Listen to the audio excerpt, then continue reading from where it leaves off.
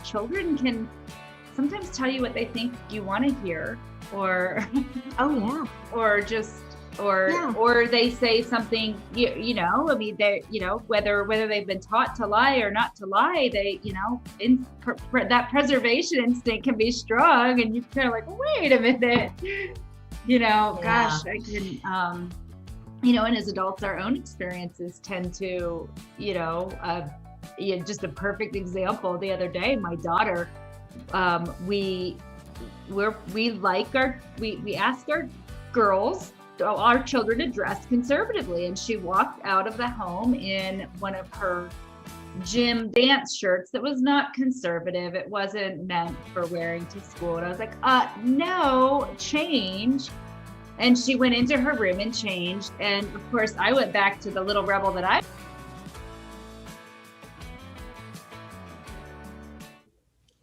Hi, good afternoon, everyone, and welcome to the show. You are on the Cheap Mama Life podcast, and I am Brenda Kilhoffer, your Cheap Mama.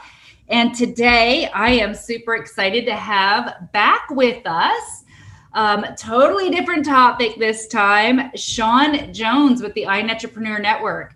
And today we're going to dive into her journey with being a foster parent, having children in the foster care system, and even some adoptions. Let's see where that conversation goes. Shawn, how are you today? Welcome back. Thank you so much, Brenda, for having me today. I love our conversations, and so when you invited me back for the second time, I have to admit I was jumping for joy. So thank you. And I'm so grateful to have you back. You always teach the audience so much. And as you know, this show's about everything from business to home life to parenting to just really all things that affect women like you and I. So I know that Arizona, I saw a statistic the other day, and I think they said something like 40,000 children in Arizona in the foster care system. Does that sound like a right number? It is, and it's constantly growing. There's kids that are in foster care that are sleeping in offices of the state agencies because there's not enough foster parents out there to handle the number of children that need temporary housing. Right. I think it was only like 900 foster families in the whole state with 40,000 kids looking for places to be. So I really wanted to do this talk or have the podcast on this topic because I know that there are a lot of people that have considered it and maybe would still consider it and could give these homes. And then maybe there's some that, just don't ever want to, that maybe, through this will be swayed. And maybe there's those that were all in and might realize today that maybe this isn't for the faint of heart. And, give some folks some real life experiences on what to expect, or I guess having expectations is always, you never know what to expect. But yeah, so tell us your background. How did you guys first get into becoming foster parents, and what's been your experience thus far? Those are all good questions. When you decide to become a foster parent, there is a lot that goes into it. You have to prepare yourself emotionally, physically, mentally, all the different aspects. And what prompted my previous husband and I to foster was I had made the decision when I had my son years ago not to have any more children, and I cannot have them. And the gentleman I had married, he didn't have any kiddos of himself. And so we had looked at alternative treatments, whether it would be IVF or trying to do a reversal on my tubes, which was out of the question because I had had some damage from when I had given birth to my son. And so that's what led us down the journey to foster, was our desire to, one, help kiddos, and two, to eventually add to our family. When we decided to become licensed foster parents, there's a lot of interviewing that we have to go through and the background checks. because they want to make sure that when they place kids in a home, that the home itself is stable. They go through your finances. They will do home tours. They even open up your kitchen pantry, your refrigerator, your closets, your drawers to see what you have hidden. They look for safety hazards in the home. They check the smoke detectors. Sometimes they'll do some surprise inspections because it's great. It's like having the in-laws. If you know they're coming over, you're going to do everything you can to clean the house. But it's when they pop over that they really see that, oh, maybe you don't always keep everything picked up. So it was a lot. They interview, in my case, I was married, so they interviewed my spouse and I together. And then they broke us up individually at different times and interviewed us as individuals. I mean, they even dig into what conversations do you have around the dinner table? What are your, what are some arguments that you typically have? What do those look like? How do you handle different stressors? Those were things that going in, we didn't know quite what to expect. I mean, we knew we would go through background checks, which was not a big deal. They wanted family information, even though, you know, we're adults, we don't live with our parents, but they did want grandparent information. They wanted background on our kids that lived with us, which in my case was just my son, who was young at the time. They wanted to know about co-parenting. So there is a lot. I mean, your life is literally an open book when you decide to make that step. From the process of them digging through your life, you have to go through different classes.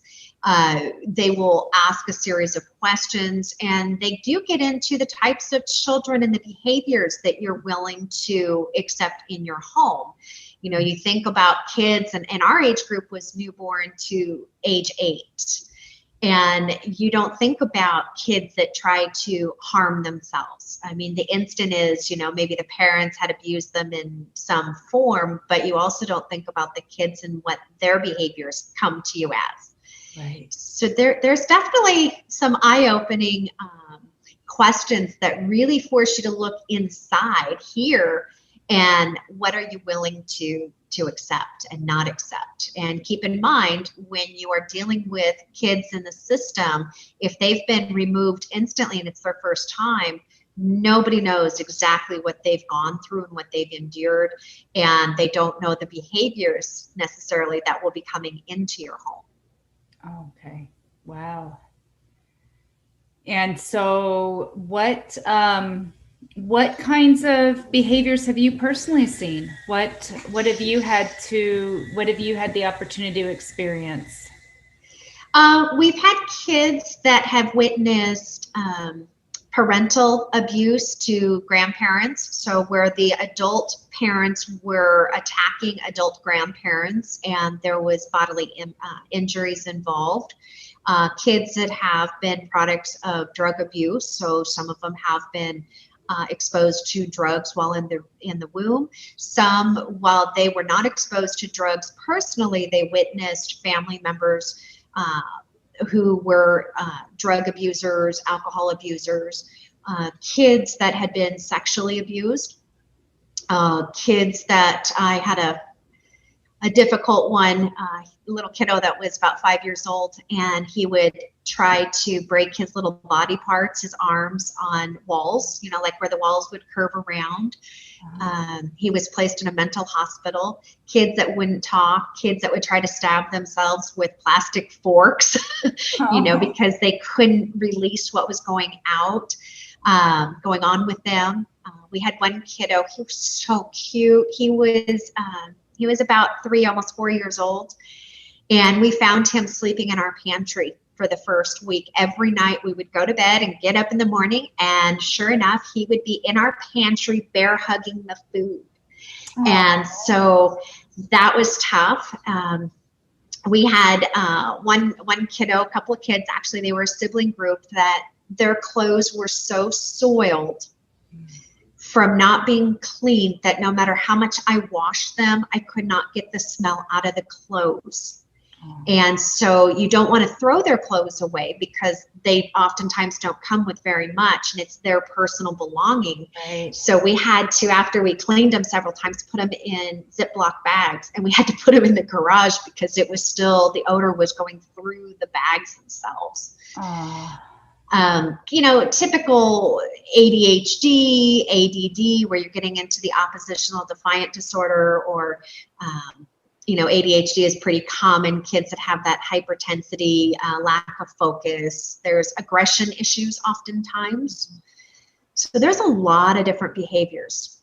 So you've had a lot. It sounds like you've had a lot of in and out and temporary, not just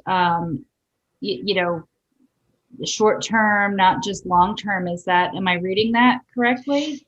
That is correct. We've had them for like a week to a year, and then different times. We've had kids that transitioned back from, like, one parent had them, and then the other parent found out what was going on, and they got back involved into the child's life, and then through the courts, the other parent was awarded full custody. In some cases, the kids were severed. Both parental rights were severed, meaning that the children then became awarded to the state and they went for adoption. Mm-hmm. We had seen in one case the kids were removed, and then grandma came in, wanted custody of the kids, and then a month later decided she couldn't handle the children. Mm-hmm. So they had started in our home when they were originally removed, been there for a few months. Grandma then went through all the hoops, everything necessary to be able to have her grandbabies. And then once they were there, she couldn't handle it. And then we got a call and said, hey, can you take them back? Yeah. And then ultimately their rights were severed from their mom. I don't know who dad was. There was no dad in the picture. And so they were eligible for adoption. Mm-hmm. We've had some beautiful stories, and then we've had some very heartbreaking stories. Aww. Now, have you personally adopted any of the children that you've cared for? We did. Our daughter came to us when she was almost 3 months old. Her story was unique because her mom was also in foster care. She was at the point where she was getting ready to age out herself. So what that means is her own biological mom had lost custody of her. And so teenage mom was in foster care and then got pregnant. And just before our daughter was born, her biological mother fled Arizona and went to Idaho. And so she can be with her own biological father. So that would have been my daughter's grandpa. And when mom gave birth there in Idaho, there was child abuse. So our daughter had been abused as early on as 2 weeks old. Oh. And so she had some residuals. And so the states, Arizona and Idaho, it was kind of a toss-up. And the reason why mom was extradited back to Arizona is because she was still in foster care herself. And so our daughter was placed in our care as a foster parent. And mom's rights were severed, especially since there was not only neglect, but there was physical trauma to our daughter. And then now we just celebrated her 9th birthday. So she's 9 years old and healthy and smart. And I mean, she understands that she's adopted. And so it's a beautiful story, although it is heart-wrenching to know that she, at such a young age, had experienced abuse. Oh, absolutely. It's hard to imagine anyone that young and innocent to have to endure that kind of trauma and abuse. Yeah. And when she was taken away from her mom while she was still in another state, again, lack of foster families, our daughter at 2-3 weeks of age was placed in a shelter. And was there until, because mom had been arrested, and so there was nobody to take care of her. And so she spent about a month, I believe it was, in a shelter, and she also didn't receive the care that she needed, because by the time she came to us, when you have a baby, you know how you're supposed to kind of put them on their back or their side, and you kind of help with their heads. And because she wasn't moved a lot, her head stuck pretty much in one area, and she didn't have full movement. Oh my goodness. So basically, picture like for us, it would be the equivalent to a stiff neck, and you can only move it so far until you get those muscles working again. And so we've had to work on the muscles on the neck when she was an infant. So that was interesting. Wow. So many things that most people don't ever experience or even consider. Mm-hmm. So when you went into the when you went into foster care initially, did you go in with the intention to adopt, or I know you said at the time you couldn't have your own. Was that you were hoping to be placed with an adoptive child, or what was the original intention, and how did you get started? Good question. So we went in with the mindset of fostering, because we both are very giving. That's our thing. We love to give back to kids, and you and I talked. Kids are my passion, anyways. And so we went in with the hopes of just being able to make a difference in at least one child's life. Along the way, we had more than one child, and then at some point, we just. My husband at the time was like, I really want to adopt. I really want to. It's hard when some of the kids would leave us, and you do get attached. Right. Some, you're okay. You love that you help them, but their needs were greater than maybe what you can offer. And so you go with the knowing that you did what you could. Mm-hmm. And so we had to go in and then get certified to adopt later on. And then it was just by chance, our caseworker says to my husband at the time, well, I guess you don't want any more kids, do you? Because by this time we had my son, and then we had fostered up to five children. So we had 6 kids at any given time. And my husband then says, well, actually, we got certified to adopt, and we are now, if the opportunity presents, yes. And so our daughter came to us like almost right away after that. Oh, wow. So you had up to 6 children with all of these different needs in the home at the same time? Yes. Yes. So we had taken in a kiddo that was 12 years old. He was our very oldest, and we were going to adopt him even at age 12. And he was such a wonderful kid. He is a product of the system, meaning that his biological mom had several children who are in foster care, or who had been in foster care and aged out. And she, even while he was in foster care and we were going through the process of adoption, she had given birth to another child that was going right into foster care. So it was a cycle. And so the kids were in a group home. We've got to meet a couple of the siblings that had aged out, and it was not a good fit. We did find out during our process that we hadn't been given all of the facts for the adoption. And had we have known, we would never had applied, because we were putting other kids at risk for the behaviors that came out. And we were devastated, absolutely devastated, because we were doing 2 adoptions back to back. So we were adopting our 12-year-old that came from one family, and then after his adoption, we had already started the paperwork for our daughter. Right. And so we just had to close on one, and then the next one would have been just a few weeks later.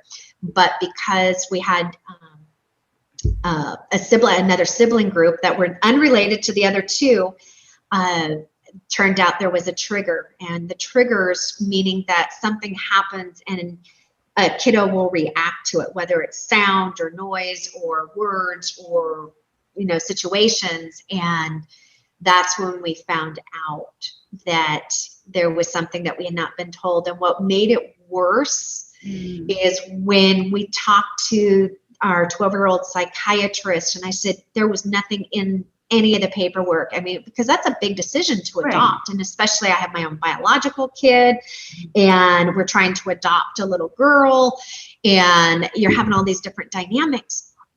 And the psychiatrist, I said, I know that there was something that was not in that file. that we should have known about. And all I heard on the other end was, uh-huh. And I was devastated. And so we actually backed out of the adoption, not because we didn't love our kiddo. I mean, and it's something that there was a lot of sickness that caused in us, our hearts were broken, but we also knew that he needed to go into a therapeutic home. Okay. And since we were adopting a little girl, that she would have been a trigger and he would have crossed a line, and then it would have caused a lot more problems for him. Right. In the courts, it would have caused a lot of damage to our little girl that we were adopting. And we wouldn't have been able to break the cycle because we didn't have the training. Wow. That must have been heartbreaking. I can't imagine, as a parent, I mean, no matter how long or short you were his parent for that period of time. As a parent, having to make the decision that, in his best interest, our home's not the home for him. And yet also all of those fears and concerns, I can imagine just the worry of what that decision even was doing, what other, things of that, not to mention just being heartbreaking for you that, when you're a mom, you want to fix it, right? We want to help protect them from all of that hurt. And it sounds like in that situation, it was probably a lose situation. No matter what choice you made, somebody's heart was broken in the process. Yeah. And it did turn out that he was a product of a cycle.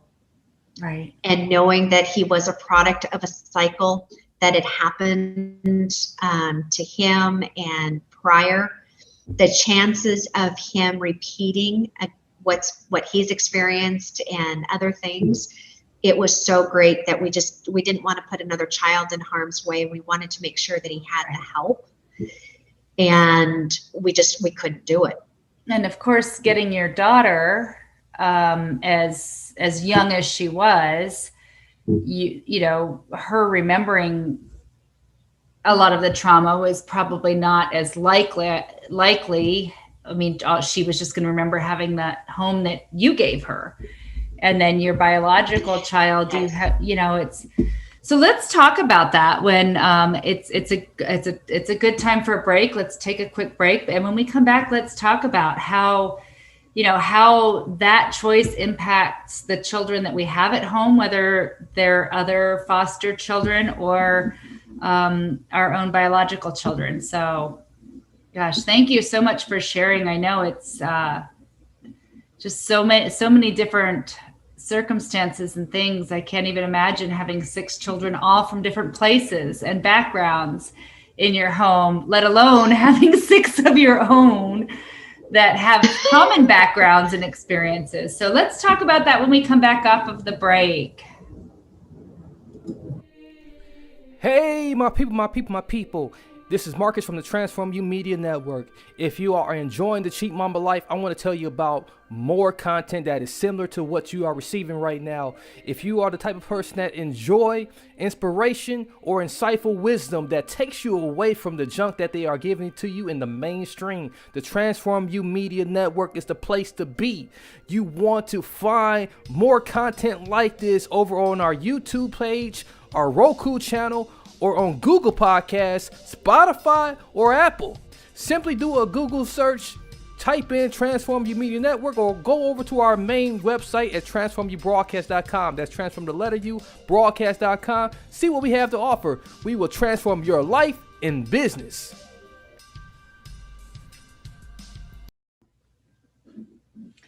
Hey, and welcome back to the Cheap Mama Life podcast. I am your host, Brenda Kilhofer, your Cheap Mama, and we have been talking with Shawn Jones, and we have been talking about her experience as a foster parent, adopting a foster child. And when we left off after the break, we were discussing how one of the little boys that they had their heart set on adopting ended up going back into the system so that they could protect the children that they had at home, their own biological child, the child that they were about to adopt. And at the time, did you still have other children too in the home that you were fostering? Is that?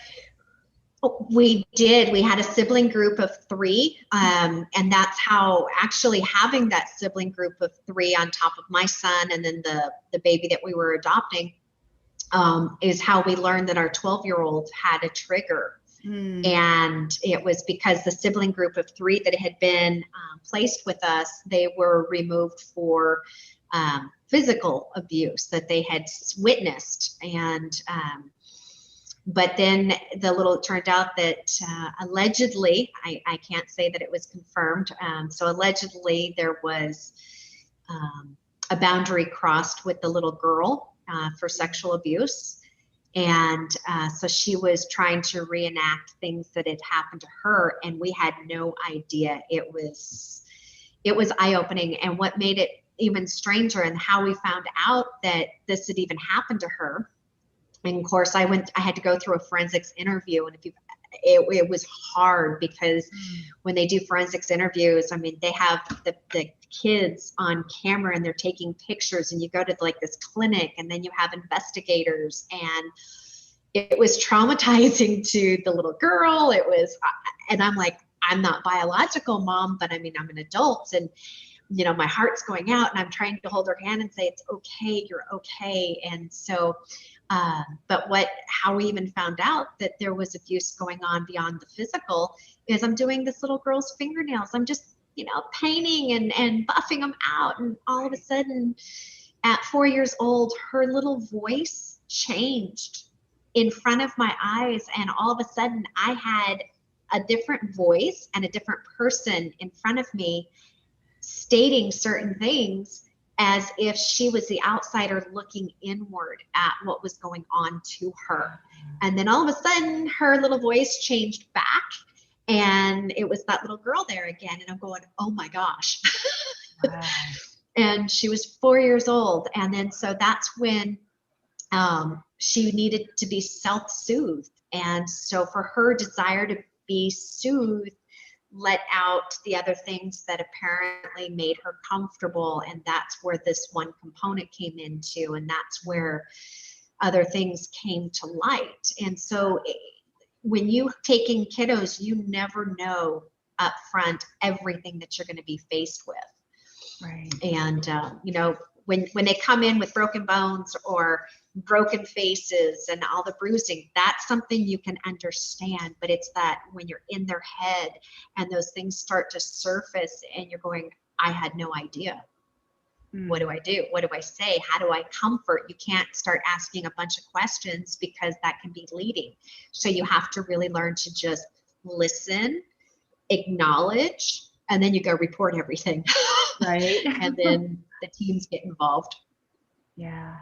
Which is so, I mean, you know, I've never fostered children, but even with my own children, it's, you know,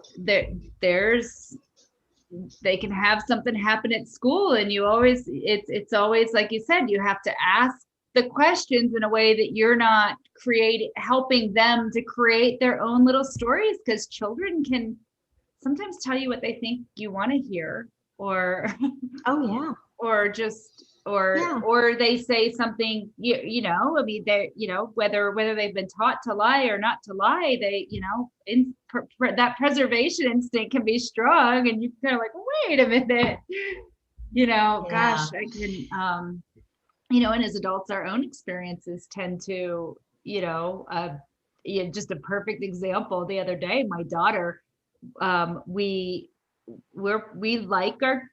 ask our girls, our children, to dress conservatively, and she walked out of the home in one of her gym dance shirts that was not conservative. It wasn't meant for wearing to school. And I was like, no, change.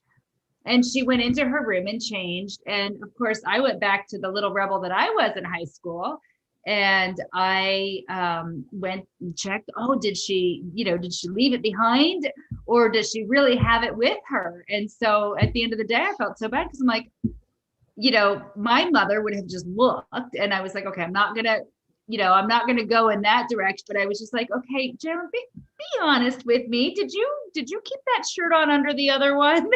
She's like, no, I didn't. Here, look. I'm like, okay, thank you for being, and thank you for respecting my rule. I appreciate it. But, I realized in that moment, that was my filter that was assuming that she would have gone ahead and worn the shirt anyway. And sometimes, yeah. And of course, you have no idea, you in the situation that you're in, you can't even apply your own experiences. You can only imagine what, Mm-hmm. Yeah, it was a wonderful experience to be a foster parent. I am thankful and grateful that I had that experience. It was emotional. Mm-hmm. It was challenging.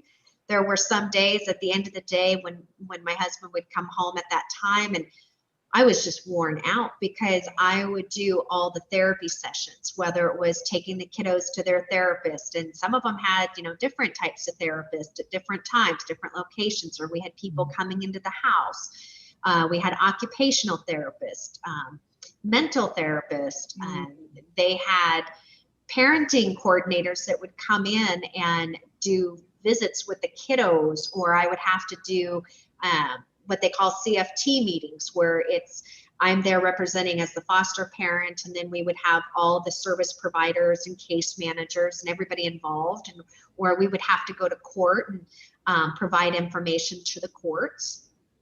And sometimes, when you're sitting there in court waiting to go into the actual chambers, you're out in the hallway and you get to see the children's family, and the families are upset, their kids were taken away. You're like this big bad villain, and the things that they'll say about you as you're sitting there, and you're thinking to yourself, I am taking care of your children. They're well fed, they're clothed, and you're mentally going through this, and all the while you just have to sit there and just kind of listen.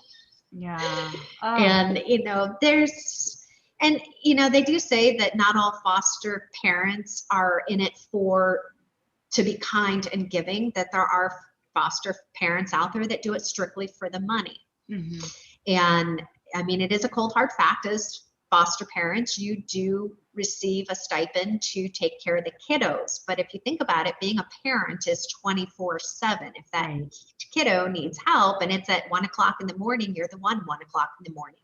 You're there doing all the schoolwork. You're doing the grocery shopping.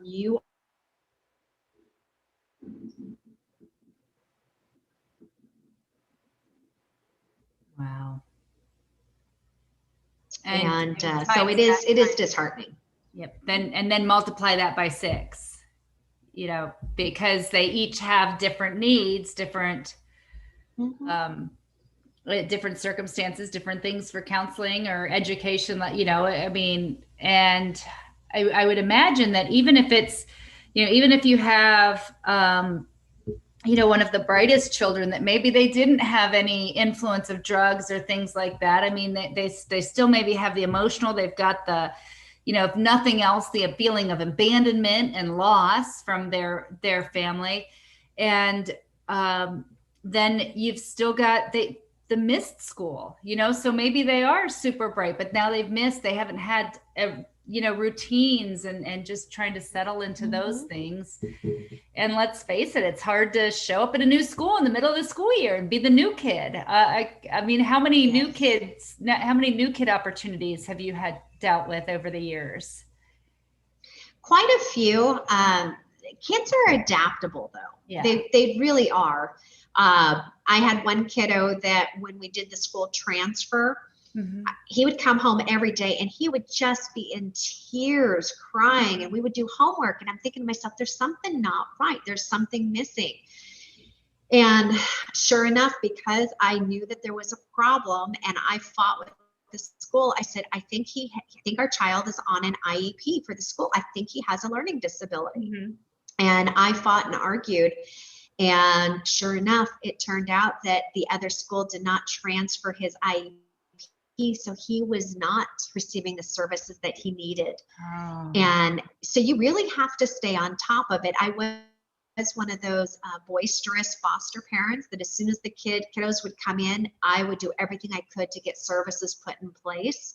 Back then, the average was 6 months before kids would get services. Wow. On an average, we were ranging between 2 to 3 months because I was on top of it. I documented everything, every phone call with kiddos with their families, because I had to do supervised calls.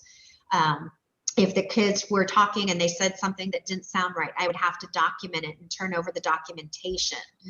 And it wasn't nitpicking. It was truly, if there's something that's being said or it doesn't feel right, you go with it. You tell somebody, because what it's about is helping the kids. They can't speak for themselves. They don't know how to. So tell me, I would imagine, that there's a whole different element when you have your own biological children in the home. Obviously we'd all like to think, oh no, I wouldn't let that affect, how I react. And, I think as moms, that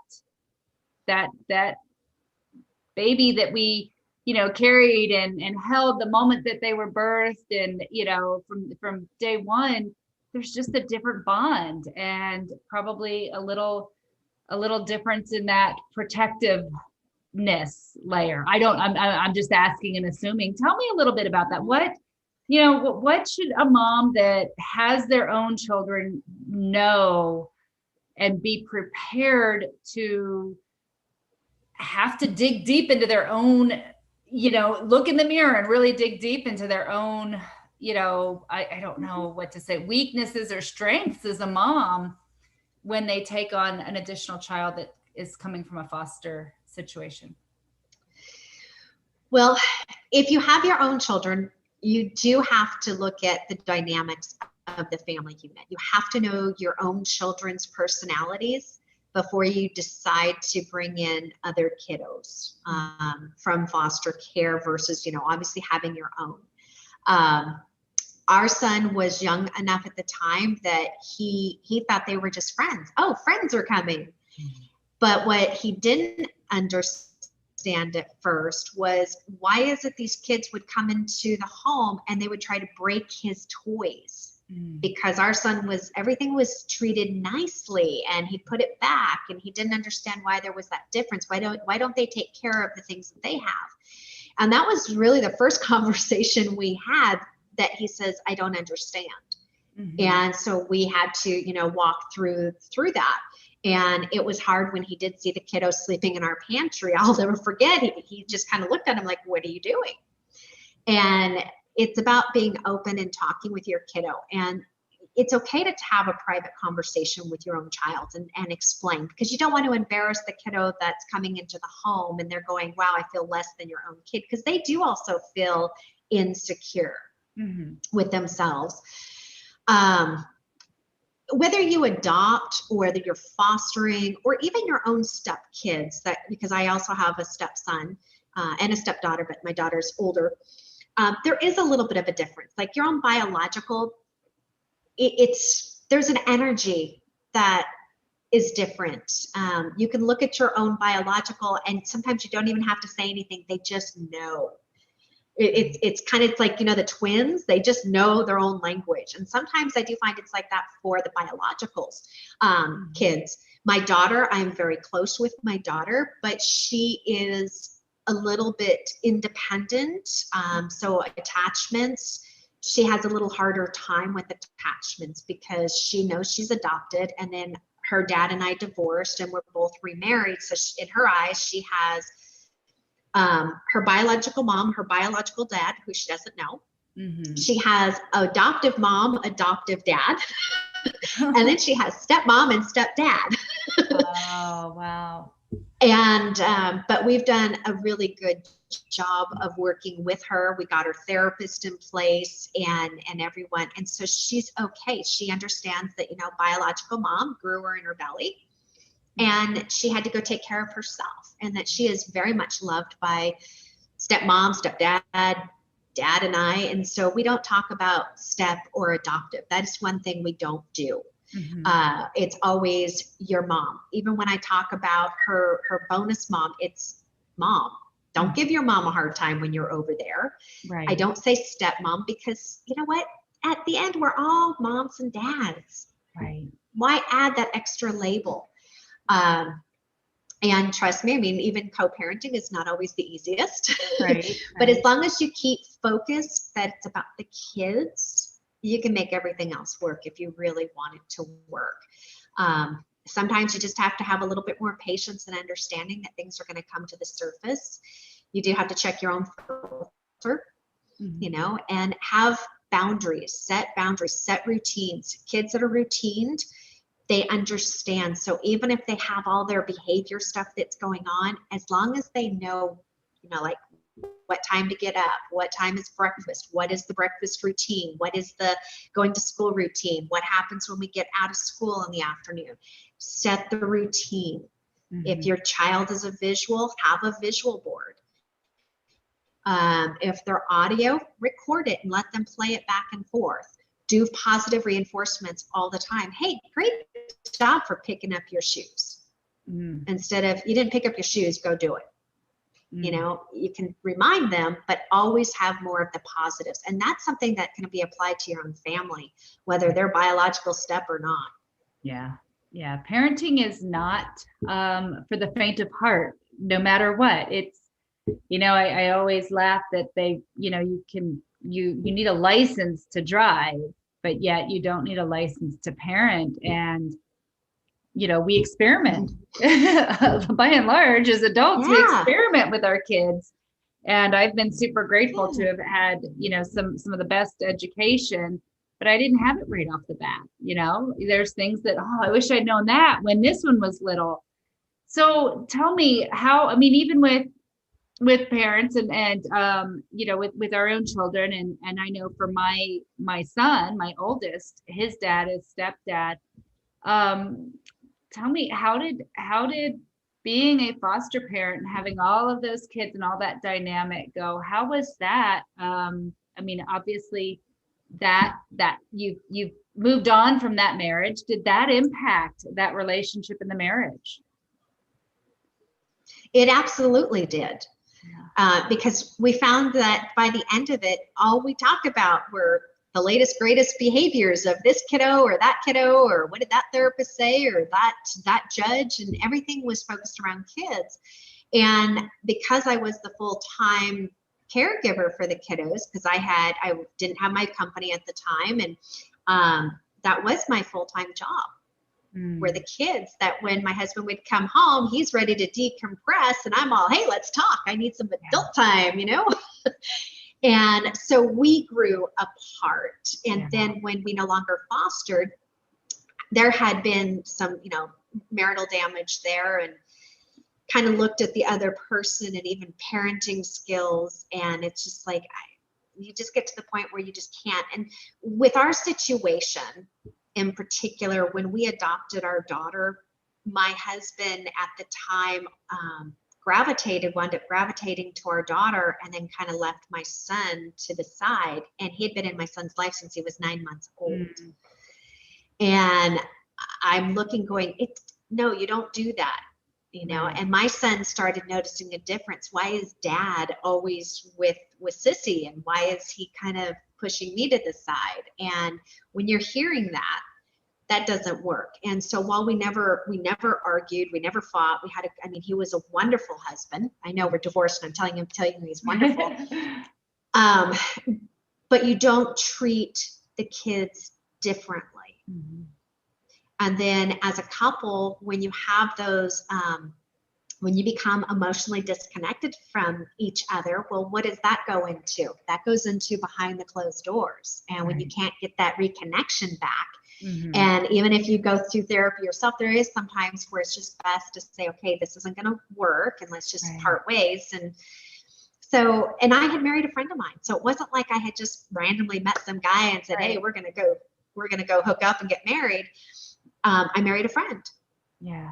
And he had been in my life for some time, and it is what it is. And so he's remarried to the perfect woman for him, and I am remarried to the perfect man for me. Awesome. And now you get to co-parent that. Yes, we co-parent. Wonderful. So what if you had to, if you were sitting here and I said, Shawn, I've been considering fostering. I've got, 3 kids at home. My youngest is 5. What advice would you give me? I would ask your kids how they feel. Mm. If you can't get, just because if let's say you have a significant other, your husband, if you and your husband agree on it, that's wonderful. That's like half the battle. But if your kids can't get behind and on board with it, it won't work. Right. Because kids, you will create a resentment from your own biological children. They will resent those kids coming into your home, even though you're saying, hey, we're doing a great thing. Your kids don't see that. They see what's right in front of them. And it's like when you have kids, sometimes there's sibling rivalries that go on, they'll kind of push each other's buttons. Well, you take a kiddo that has had tragedy in their life, they have stored up anger sometimes, quite often, and they don't know how to process. And then if your kiddos are pushing their buttons, sometimes intentionally, because those are what kids do, right? Right. You can create a stronger, more chaotic environment. And then at that point, it's not doing anyone good. But if your kiddos are understanding of what's expected, get them involved. See if they're old enough to go to some of the classes that you can take as parents. So that way they have an understanding. There's different techniques to work with kiddos. Get them involved with those techniques. So it's maybe breathing or counting, things that we normally don't do sometimes with our own kids if we don't need to, but kids that need that extra help. So that way they have a full understanding. When you're talking about having a kiddo, a biological that's maybe 5, 4, 3, it's a little easier to integrate, but do it with the little bit younger kids. Yeah. For me personally, I would be a little bit more cautious bringing older ones in if I had really young ones. And that's because of the experience that I had. Yeah, that makes sense. That certainly makes a lot of sense. Well, gosh, is there anything else that you would want to add or share with somebody who is considering being a foster before we end today? I do think that there should be more foster parents out there. There are a lot of kids that do need the help, and not all of them have tragic backgrounds. Sometimes they're just kids that their parents just couldn't take care of them. It's kind of like there's a verse in the Bible with King Solomon, and it's the 2 women that are fighting over the baby. And the real mom is the one that says, I will give my child up rather than see our child split in 2. So regardless of what your faith is, think about the meaning of that. The real parent is the one that's truly willing to make the sacrifice to give that baby away. And sometimes that happens. We have our own lives, and sometimes we can't handle it. And we try and try and try. And that doesn't make that person any less of a parent. It makes them a great parent because they know their limitations. Sometimes kids are brought into this world and are products of something that happened that was tragic. They deserve love too. They didn't ask to be born. So while I am glad that I fostered, and I'm glad that I no longer foster too, it was such a beautiful experience. And I have a beautiful daughter, and I helped a lot of kiddos along the way. And for me, it was worth it. Awesome. Thank you so much. I appreciate you sharing that. And what a beautiful perspective around the parents that are losing their children. Because I think so often, we can sit in judgment and make up whatever we want about those other folks because it's not what we would have done. And to offer the perspective that they're doing the loving and caring thing in many of those cases by not being in that child's life A beautiful perspective. Yeah. Well, Shawn, thank you so much for being a part of this. How do people get in touch with you? Should they want to know more? Yes, you can look me up on LinkedIn, Shawn Jones, bright red hair. Can't miss me. There's a lot of Shawn Jones. You can also look me up at iNetrapreneurNetwork.com. I'm all over social media. You can stalk me on Instagram or Facebook. Always open to connect. Thank you so much. And I know through iNetrapreneur Network, you still help a lot of the different resources that support foster families and children. So, your ministry continues on even beyond, your immediate home. And I'm so grateful for that example that you are to me and to all of the others that you serve. So thank you for being on this show again today. And thank you for sharing your heart. I really enjoyed getting to know you at a deeper level, at a mom level, and not the business level. And that was pretty awesome for me today. So thank you. Thank you, Brenda, for having me on your show. And I really do hope that your viewers, when they see this video and hear the words, that if they do have any questions, that they reach out or even just consider being foster parents. So thank you for sharing this video, Brenda. Oh, absolutely. Thank you. Hope you enjoyed that episode of the Cheap Mama Life podcast. Be sure to subscribe, rate, and review right now if you haven't already, and hit that share button. Until next time.